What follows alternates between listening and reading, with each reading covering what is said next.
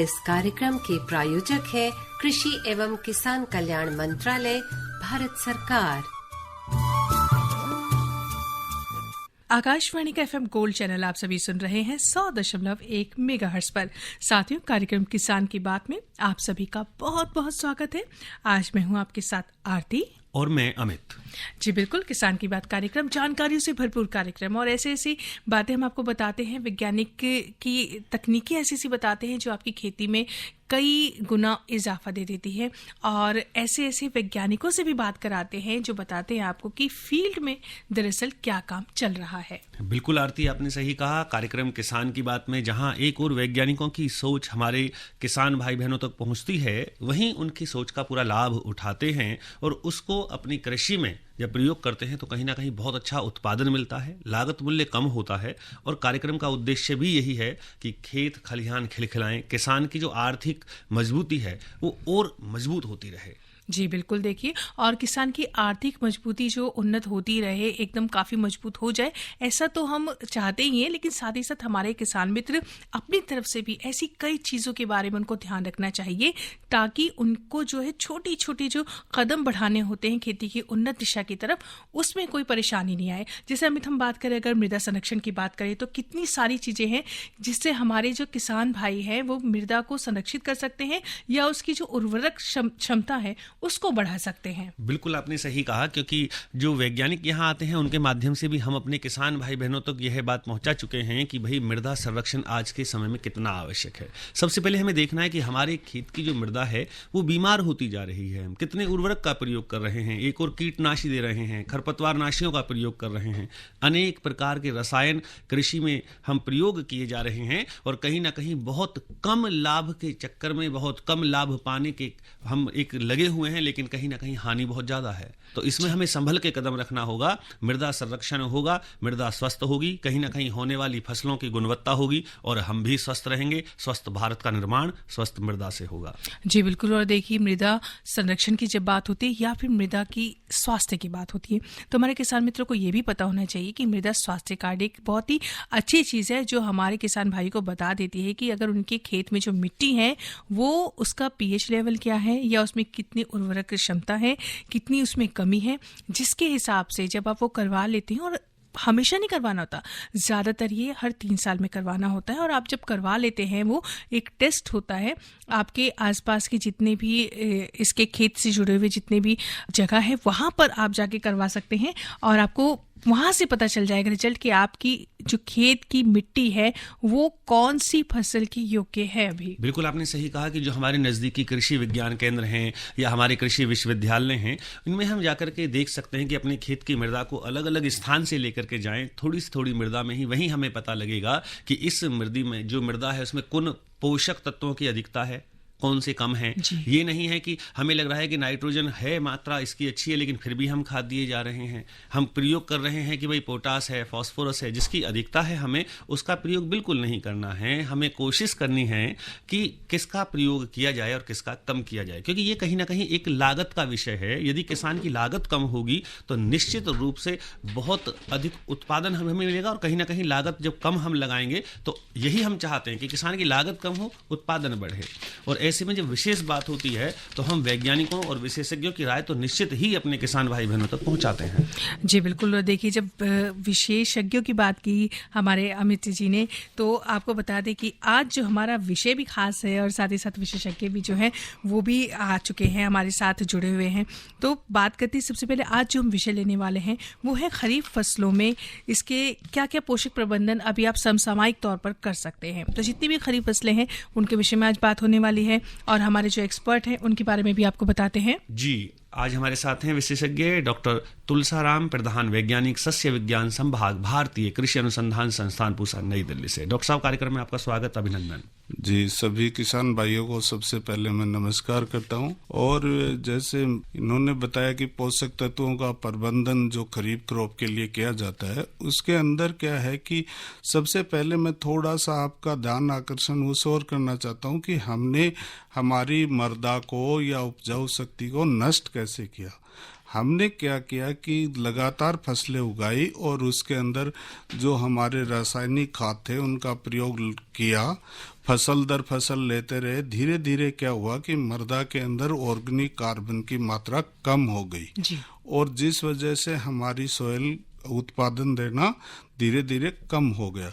तो इसको हमें सस्टेन करने के लिए या एक दोबारा अच्छा करने के लिए उस मृदा की कंडीशन को हमें क्या करना है कि पोषक तत्वों का जो प्रबंधन है वो इस प्रकार करे कि उसके अंदर आपका ऑर्गेनिक मैटर भी हो, जिसमें हम आपको FYM है, वर्मी कंपोस्ट है, या आपके पास जो फसलों के अवशेष बचे हैं उनका इनकॉर्पोरेशन करें। और साथ ही साथ आप अपनी मृदा की जांच करवाएं, क्योंकि मृदा की जब जांच होगी तो उससे आपको उसका जो न्यूट्रिशनल स्टेटस बोलते हैं, जिससे पोषक तत्व किस अवस्था में पहुंच चुके हैं, उसका आपको एक अंदाजा हो जाएगा। तो अगर हम अंधाधुंध उसमें यूरिया या DAP या कुछ MOP या कुछ अन्य फर्टिलाइजर डालते हैं तो वो एक तो हमारी जो मृदा है उसकी अवस्था को या उसकी सेहत को खराब करते हैं और आपकी फसल की लागत को बढ़ा देते हैं। और जैसे आपको भी पता है कि जब हम इनका प्रोडक्शन करते हैं तो बहुत सारी एनर्जी है, भारत सरकार की सब्सिडी है, वो जाती है। अब बात आती है कि इनका प्रबंधन हम करें किस प्रकार। जी बिल्कुल डॉक्टर साहब, जब बात आती है प्रबंधन की तो वहीं हमारी कोशिश होती है कि कार्यक्रम किसान की बात में जो हमारे श्रोता हैं वो सीधे प्रश्न पूछें, आपकी राय जान सकें। मानो उनके मन में कोई प्रश्न है या उनकी मृदा में कोई कमी है या वो खेत में कोई परिवर्तन देखते हैं तो क्या कुछ उन्हें लग रहा है, उसके लिए आरती हम फोन नंबर्स बता देते हैं अपने। जी बिल्कुल, हमारे श्रोता जितने भी हैं बहुत बेसब्री से इंतजार कर रहे होंगे, तो आपको बता दें कि 011 दिल्ली का STD कोड डायल करें, इसके बाद आप नंबर डायल करें 23421081।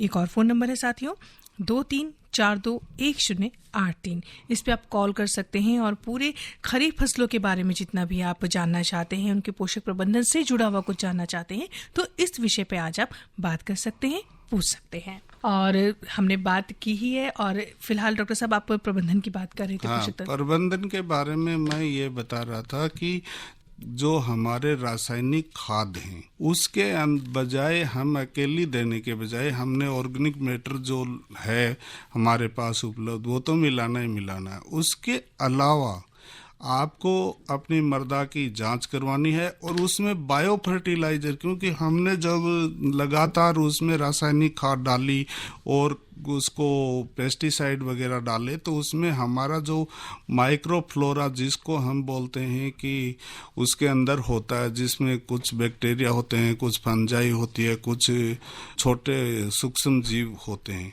उनको हमने नष्ट कर दिया। इसलिए हम बायो फर्टिलाइजर का यूज ज़्यादा से ज़्यादा करें। और जैसे हम लेग्यूम लगाते हैं तो उसमें राइजोबियम कल्चर जो लिक्विड में भी आता है और आपके पैकेट में भी आता है, तो उसका अगर लिक्विड में है तो लगभग 5 ml प्रति kg, और अगर वो आपके पैकेट में है तो 2 से 3 पैकेट प्रति एकड़। अब उसमें क्या होता है कि आजकल ज़्यादातर जो सीड आता है वो ट्रीटेड आता है जी।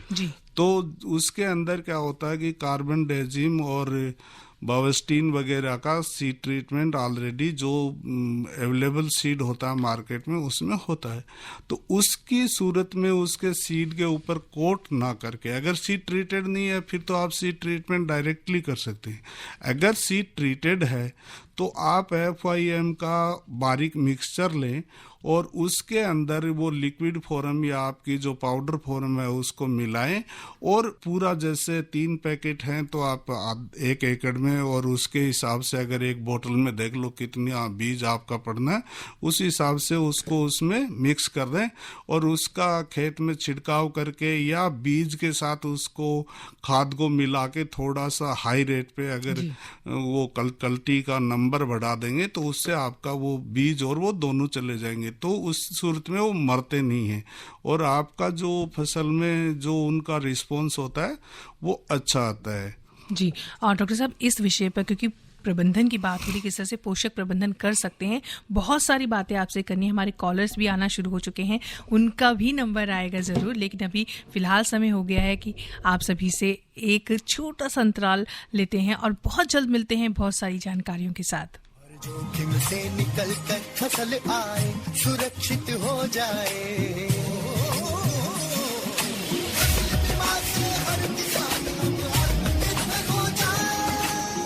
संकट के समय प्रधानमंत्री फसल बीमा योजना किसानों के लिए वरदान है।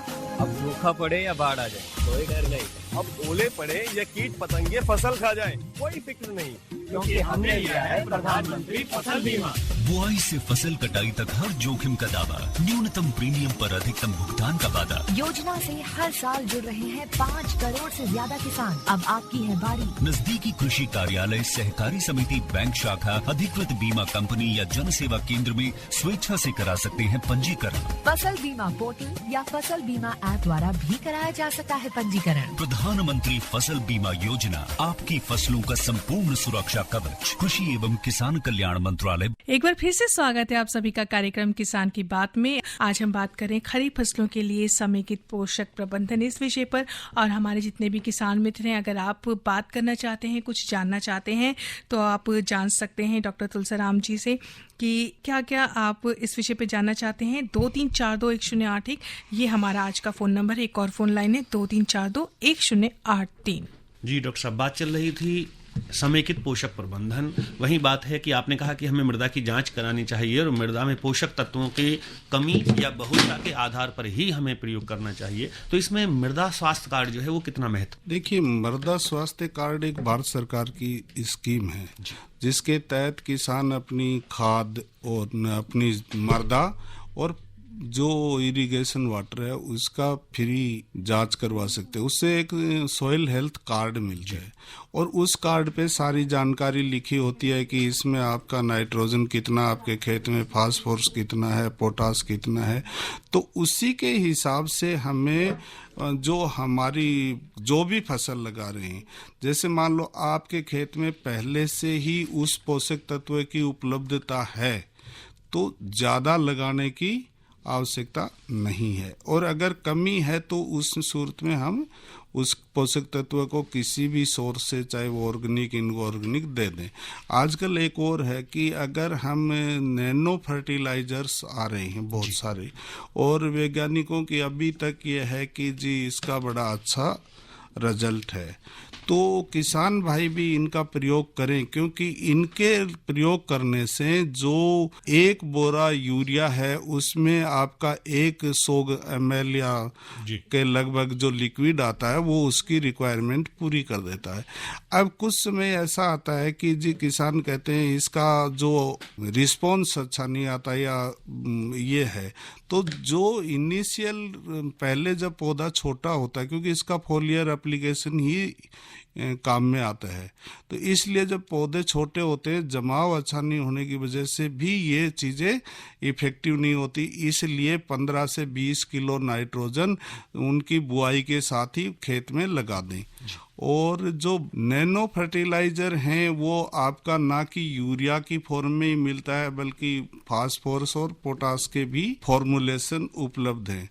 तो इनका प्रयोग करने से किसान ने अगर जैसे फसल के अनुसार इनकी अलग अलग रिकमेंडेशन है, तो उसमें उनके किसी भी अपने नज़दीकी कृषि अधिकारी से पूछ सकते हैं कि इस फसल में हमें कौन सा लेना है। जी जी जी डॉक्टर साहब, कोशिश करते हैं कि एक बार फिर से डॉक्टर वसुधा अग्निहोत्री जी हमसे संपर्क कर पाई हैं। जी नमस्कार डॉक्टर साहिबा, कार्यक्रम किसान की बात में आप सभी का आपका बहुत बहुत स्वागत है। डॉक्टर वसुधा जी, आपसे यही जानना चाहेंगे कि राष्ट्रीय हिमालय पर्यावरण संस्थान जो है हिमाचल में पर्यावरण को लेकर फिलहाल और कुछ समय पहले से भी इसकी क्या कुछ तैयारियां रही हैं, क्या कुछ कार्य चल रहे हैं, इस विषय में आज आप हमें कुछ बताएं। तो सबसे पहले मैं शब्दों में संस्थान के बारे में बताना चाहती हूँ थोड़ा सा, जिससे कि लोग कनेक्ट कर पाए। तो जो हमारा संस्थान है ये जहाँ पे मैं कार्यरत हूँ वो हिमाचल प्रदेश क्षेत्रीय केंद्र है और हमारा मुख्यालय अल्मोड़ा में है, और हम पूरे जितने भी हिमालयी राज्य और केंद्र शासित प्रदेश हैं सभी में कार्यरत हैं, तो अपने रीजनल सेंटर्स की मदद से लेह, सिक्किम, हिमाचल, उत्तराखंड, ईटानगर अरुणाचल प्रदेश और पर्यावरण मंत्रालय में भी हमारी उपस्थिति है। और अब बात करते हैं कि जो हमारा क्षेत्रीय केंद्र किस तरीके से कार्यरत है, तो हम बहुत सारे क्षेत्रों में काम करते हैं, और जिसमें कि जो हमारे वाटर रिसोर्स और हाइड्रो पावर प्रोजेक्ट्स हैं उनके इम्पैक्ट असेसमेंट की बात करें, और उसके अलावा इकोसिस्टम सर्विसेज हैं, स्प्रिंग शेड मैनेजमेंट जहाँ पे वाटर कंजर्वेशन, मतलब जिसमें यहाँ पे क्योंकि पानी की कमी भी बहुत क्षेत्रों में है, तो किस तरह से वाटर को रिचार्ज करें, और मिटिगेशन मेजर्स हैं, इम्प्लीमेंटेशन हैं, सोशियो इकोनॉमिक डेवलपमेंट में भी हम बहुत ज्यादा काम करते हैं। साथ में ही एनवायरमेंटल पॉल्यूशन और उनके remediation, air quality monitoring, indigenous knowledge, traditional practices, तो एक बहुत बड़ा पैकेज है। इसके साथ ही हम इको टूरिज्म और इंटरप्रेन्योरशिप डेवलपमेंट में कार्य करते हैं, सॉलिड वेस्ट मैनेजमेंट, मिटिगेशन में भी कार्य हमारा, लो कॉस्ट रूरल टेक्नोलॉजी से भी है, और इस तरीके से आप समझ रहोगे कि कितनी ज्यादा क्षेत्रों में काम है। और हमारा इंस्टीट्यूट स्पेशली हिमाचल प्रदेश क्षेत्रीय केंद्र जो एनजीटी को भी मदद करता है बहुत सारे जो पर्यावरण के विषय हैं उसमें। जी जी जी। और डॉक्टर साहिबा, और इसका जो आप कर रहे हैं, इसका रिजल्ट अगर हम देखें आम जनता पर क्या आपको दिखाई देता है, या उनका सहयोग भी मिलता है, या किस तरह से आप देखते हैं कि क्या बदलाव आपने महसूस किया है? हम लोग क्योंकि हमारा शोध संस्थान है, तो हम अपने शोध के द्वारा, जैसे अगर मैं 1 by 1 लेती हूँ, तो हम वाटर कंजर्वेशन पे, क्योंकि जहाँ जहाँ पानी की कमी है वहाँ पे किस तरीके से पानी के कंजर्वेशन स्ट्रक्चर्स बनाने हैं, उसका क्या इम्पैक्ट पड़ता है, लोगों को ट्रेन करना, वो हम सरकार के साथ मिलकर कार्य करते हैं, जिला प्रशासन के साथ भी हम जुड़ने की कोशिश करते हैं। अगर हम बात करें उसकी इम्पैक्ट असेसमेंट की, तो हमारा एयर क्वालिटी मॉनिटरिंग का प्रोग्राम काफी अच्छा इसरो के साथ चल रहा है, और बहुत सारे एरिया में चेक किया जाता है, जैसे ब्लैक कार्बन का इशू है, बहुत प्रोमिनेंट है, एरोसॉल का इशू है, पार्टिकुलेट मैटर का है, उसको एनालाइज किया जाता है, बताया जाता है एडमिनिस्ट्रेशन को कि आप किस तरह से वो इम्पैक्ट कर सकता है। लो कॉस्ट रूरल टेक्नोलॉजी की बात करें, तो जो आपकी बायोडाइवर्सिटी उपलब्ध है इस क्षेत्र में, उसको आजीविका से कैसे जोड़ा जाए, जो भी इसमें जुड़े हुए हैं, चाहे वो हॉर्टिकल्चर, एग्रीकल्चर, वो लोग किस तरीके से इससे प्रोसेस करना चाहिए, टेक्नोलॉजी कैसे डेवलप की जाए, और वो किस तरह से अपनी इकोनॉमिक डेवलपमेंट के लिए और सोसाइटल डेवलपमेंट के लिए इसका इस्तेमाल कर सकते हैं। और औषधीय पौधे और एरोमेटिक प्लांट्स, उनको किस तरह से अपनी आजीविका से जोड़ सकते हैं, इस तरह के बहुत सारे मुद्दों पे हम लोग कार्य करते हैं, और जिससे लोग लाभान्वित भी होते हैं। जी बिल्कुल, अहम मुद्दा यही है कि लोगों को लाभान्वित होने चाहिए, हमारे किसानों की भी उन्नति होनी चाहिए, और जो पर्यावरण से जुड़े लोग हैं उनको इसमें ज़रूर इसका लाभ उन तक पहुंचना चाहिए। डॉक्टर वसुधा जी, आपका इतनी सारी बात करने के लिए बहुत बहुत धन्यवाद। जी, तो साथियों, हमारे साथ डॉक्टर वसुधा अग्निहोत्री जी थी, जिन्होंने जो गोविंद वल्लभ पंत राष्ट्रीय हिमालय पर्यावरण संस्थान हिमाचल से जुड़ी हुई हैं, यहाँ पर वो वैज्ञानिक पद पर हैं, और बहुत सारे कार्य जैसे कि यहाँ पर किए जा रहे हैं, अभी आपने सुना ही।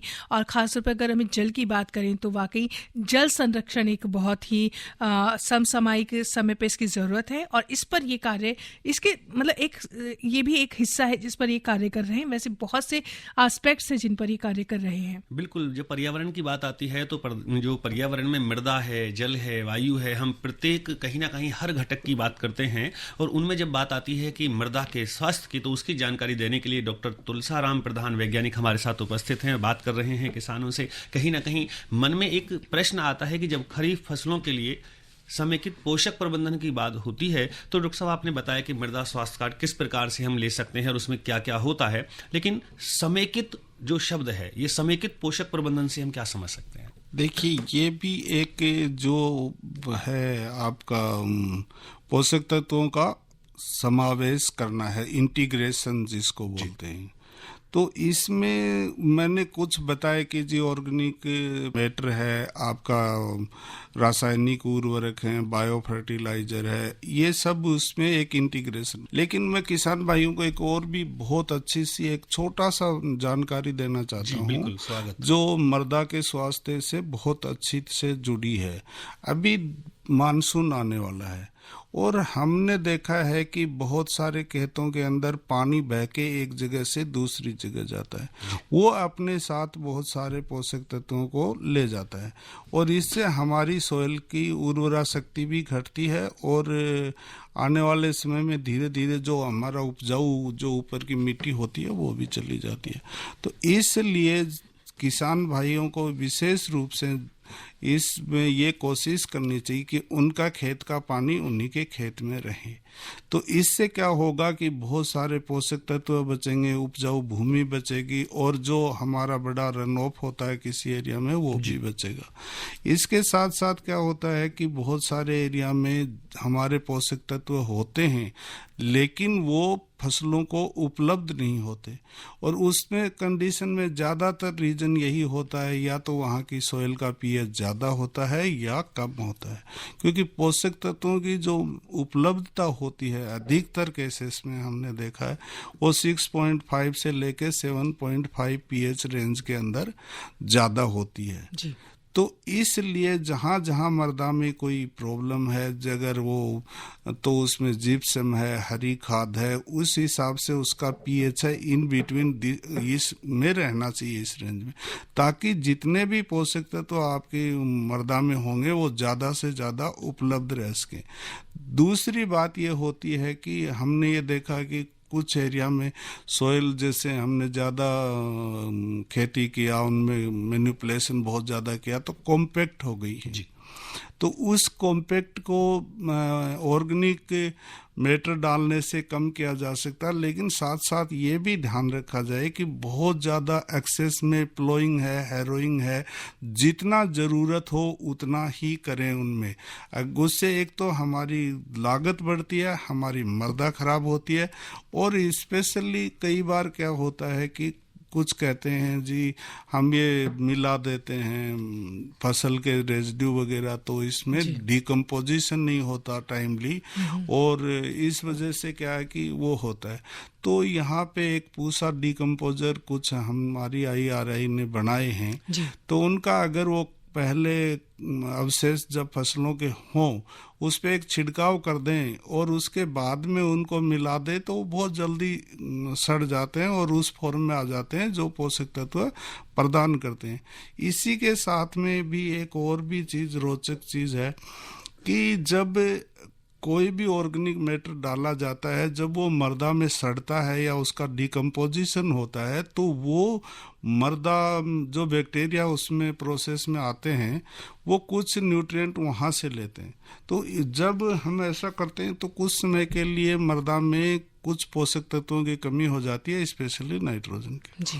तो उसको मीट आउट करने के लिए या उसको पूरा करने के लिए हम जो कुछ मात्रा यूरिया की है वो एज ए स्टार्टर डोज या उसको सोइंग के साथ दे देना चाहिए, तो हमारी फसल का जमाव बेहतर होगा, और बाकी उसके बाद में जो है वो कर देना चाहिए। जी बिल्कुल डॉक्टर साहब, जब बात चल रही है खरीफ की फसलों में तो इस समय सबसे महत्वपूर्ण धान की कुछ लोग नर्सरी तैयार कर रहे हैं, तो कहीं रोपाई भी शुरू हो गई है।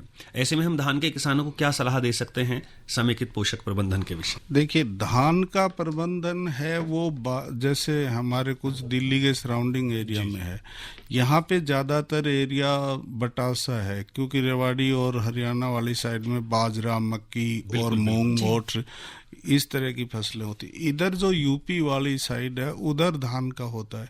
तो धान की जो नर्सरी का मैनेजमेंट है उसमें उनको पौधों को न्यूट्रिएंट उतना ही दे जितना कि आवश्यक हो। कई बार क्या होता है कि किसान एक्सेस में उसमें यूरिया वगैरह दे देते हैं, तो उनकी जब रोपाई होती है तो फिर वो कुछ रिकवरी होने में टाइम लगता है। और धान में जो हमारे फर्टिलाइजर हैं उनका हम स्प्लिट डोज इस प्रकार से रखें या उसके अंदर सबसे ज़्यादा नैनो फर्टिलाइजर का यूज करें, थोड़ा सा एक बार इनिशियल डोज देने के बाद में रिपीटेशन करके, तो हम काफ़ी हद तक, क्योंकि नैनो फर्टिलाइजर इस फोलियर एप्लीकेशन होती है जिसको, और उसका कोई लॉस नहीं होता, वो प्लांट के ऊपर जितना उसके ऊपर गिर जाता है वो इंटर कर जाता है डायरेक्टली लीफ के थ्रू, क्योंकि उसकी पार्टिकल साइज बहुत नैनो होती है और इसी वजह से उसको नैनो फर्टिलाइजर्स भी बोले जाते हैं। तो अगर कोई बीच में भी ऐसा डिफिशियंसी लगता है कि नाइट्रोजन है, फास्फोरस है या पोटास है, तो उनका स्प्रे वो नर्सरी में भी कर सकते हैं, उनके लिए यूजफुल है, क्योंकि वो बहुत जल्दी रिस्पॉन्ड करता है। जैसे हम यूरिया डालेंगे वो कुछ समय लेती है, उसकी एक प्रोसेस होती है जो उस फॉर्म में आने के लिए जो फोटोसिंथेसिस में काम आता है, लेकिन वो डायरेक्टली इंटर करता है लीफ में, तो उनका रिस्पॉन्स जल्दी आता है। अब कितना आता है, क्योंकि फार्मर्स बेहतर हैं, साइंटिफिक ऑब्जर्वेशन में अभी तक इसके सेटिस्फैक्टरी रिजल्ट्स आए। जी और डॉक्टर साहब ये भी जानना चाहेंगे कि अगर अभी करंट की हम देखें कि जैसा मौसम है और जो समय है, इस वक्त हमारे किसान मित्र क्या करें पोषक तत्व को लेकर अगर खरीफ की फसलों में करना चाहते हैं तो?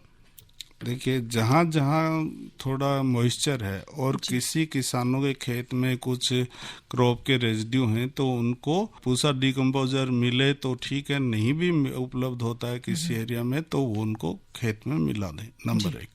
नंबर 2 कि अपने खेत में इस तरह से उसको कुछ बना के रखें कि रन ऑफ ना हो, और जैसे ही उनके पास कोई गोबर की खाद है या कुछ और वर्मी कंपोस्ट है या कुछ और तरह की खाद भी हो सकती है तो वो भी अपने खेत में डाल दें। और अगर बिल्कुल मॉइस्चर नहीं है, बहुत ज़्यादा किसी एरिया में सनलाइट है, टेम्परेचर हाई है, तो उस कंडीशन में थोड़ा अवॉइड करना चाहिए, क्योंकि ज़्यादा लाइट में अगर हम डालते हैं तो कुछ नाइट्रोजन, कुछ पोषक तत्वों का लॉस हो जाता है। इसलिए अगर मॉइस्चर प्रॉपर है तो उसमें हम FIM इनकॉर्पोरेट कर दें जितना भी है, और जैसे ही हमारा मानसून या इरिगेशन उपलब्ध है तो हमें इसमें बहुत सारी क्रॉप है उनकी बुआई कर देनी चाहिए। जी बिल्कुल, और डॉक्टर साहब ने बता दिया है आप लोगों को किस तरह से खरीफ फसलों के लिए आप पोषक प्रबंधन जो है वो कर सकते हैं। सारी बातों को ध्यान में रखिएगा और साथ ही ये भी कहेंगे बदलता मौसम या फिर तेज धूप हो, जो भी हो, अपना किसान मित्र आप ध्यान जरूर रखना। फिलहाल कार्यक्रम किसान की बात से मैं आरती और अमित लेते हैं अनुमति। नमस्कार। इस कार्यक्रम के प्रायोजक थे कृषि एवं किसान कल्याण मंत्रालय, भारत सरकार।